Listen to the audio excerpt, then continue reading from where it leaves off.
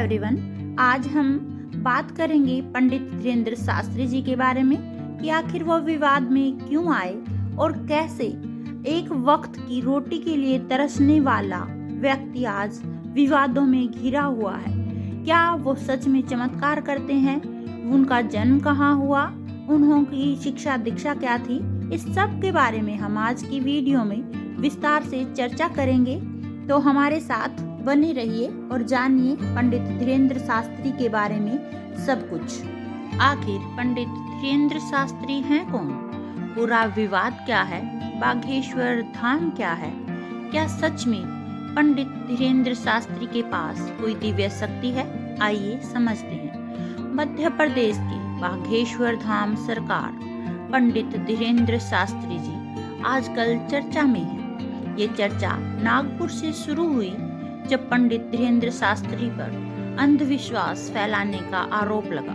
अंधश्रद्धा निर्मूलन समिति ने कहा कि जब बागेश्वर धाम सरकार को चमत्कार साबित करने के लिए चुनौती दी गई तो वो कथा बीच में छोड़कर ही वहां से चले गए। इसके बाद पंडित धीरेन्द्र शास्त्री जी का बयान आया। उन्होंने चुनौती देने वालों को रायपुर बुलाया, जहां अभी उनकी रामकथा चल रही है।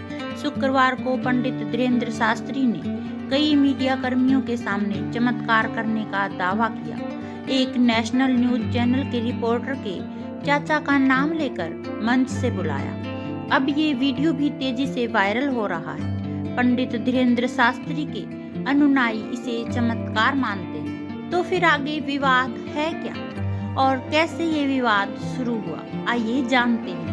बागेश्वर धाम सरकार पंडित धीरेन्द्र शास्त्री की कथा के दौरान लोगों की समस्याएं सुनने और उसका समाधान करने का दावा किया जाता है।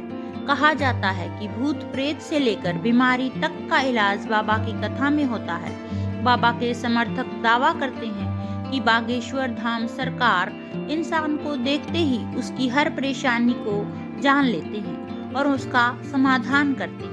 वहीं बागेश्वर धाम सरकार का कहना है कि वह लोगों की अर्जियां भगवान बालाजी हनुमान तक पहुंचाने का जरिया मात्र है, जिन्हें भगवान सुनकर समाधान देते हैं। इन्हीं दावों को नागपुर की अंधश्रद्धा निर्मूल समिति ने चुनौती दी।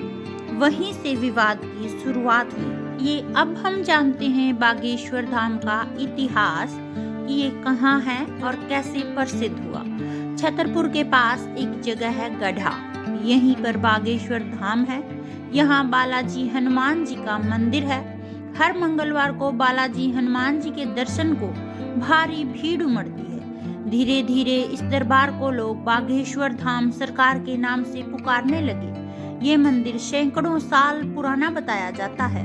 1986 में इस मंदिर का रेनोवेशन कराया गया था। 1987 के आसपास यहाँ एक संत बब्बा जी सेतुलाल जी महाराज आए। इनको भगवान दास जी महाराज के नाम से भी जाना जाता था। धाम के मौजूदा प्रमुख पंडित धीरेन्द्र शास्त्री भगवान दास जी महाराज के ही पुत्र हैं। इसके बाद 1989 के समय बाबा जी द्वारा बागेश्वर धाम में एक विशाल महायज्ञ का आयोजन किया गया। इसके बाद 2012 में बागेश्वर धाम की सिद्ध पीठ पर श्रद्धालुओं की समस्याओं के निवारण के लिए दरबार का शुभारंभ हुआ। इसके बाद धीरे धीरे बागेश्वर धाम के भक्त इस दरबार से जुड़ने लगे। दावा होता है कि यहाँ आने वाले लोगों की समस्याओं का निवारण किया जाता है। तो चलिए अब हम जानते हैं पंडित धीरेन्द्र शास्त्री जी के बारे में। अभी बागेश्वर धाम की बागडोर पंडित धीरेन्द्र कृष्ण शास्त्री जी के पास है। पंडित धीरेन्द्र का जन्म 1996 में छतरपुर मध्य प्रदेश जिले के गंडागज गांव में हुआ था। इनका पूरा परिवार अभी भी गंडागज में ही रहता है। पंडित धीरेन्द्र शास्त्री जी के दादा पंडित भगवान दास गर्ग भी इस मंदिर के पुजारी रहे। कहा जाता है कि पंडित धीरेन्द्र का बचपन काफी कठिनाइयों में बीता। जब वह छोटे थे तो परिवार की आर्थिक स्थिति इतनी खराब थी कि एक वक्त का भोजन ही मिल पाता था। पंडित धीरेन्द्र शास्त्री के पिता का नाम राम कृपाल गर्ग और मां सरोज गर्ग है। धीरेन्द्र के छोटे भाई शालिग्राम गर्ग जी महाराज हैं। वह भी बालाजी बागेश्वर धाम को समर्पित है। मीडिया रिपोर्टर्स के अनुसार पंडित धीरेन्द्र शास्त्री ने 11 साल की उम्र में ही बालाजी बागेश्वर धाम में पूजा पाठ शुरू कर दी थी। पंडित धीरेन्द्र शास्त्री के दादा ने चित्रकूट के निर्मोही अखाड़े से दीक्षा ली थी। इसके बाद वह गडागंज पहुंचे थे। गदा लेकर आखिर क्यों चलते हैं बागेश्वर बाबा? आइए अब हम आगे यह भी जानते हैं। बागेश्वर धाम प्रमुख पंडित धीरेन्द्र शास्त्री हमेशा एक छोटी सी गदा लेकर चलते हैं। उनका कहना है कि इससे उन्हें हनुमान जी की शक्तियाँ मिलती है। वह हनुमान जी की आराधना करने के लिए लोगों को प्रेरित भी करते हैं। पंडित धीरेन्द्र शास्त्री कहते हैं कि वह किसी तरह का कोई चमत्कार नहीं करते हैं।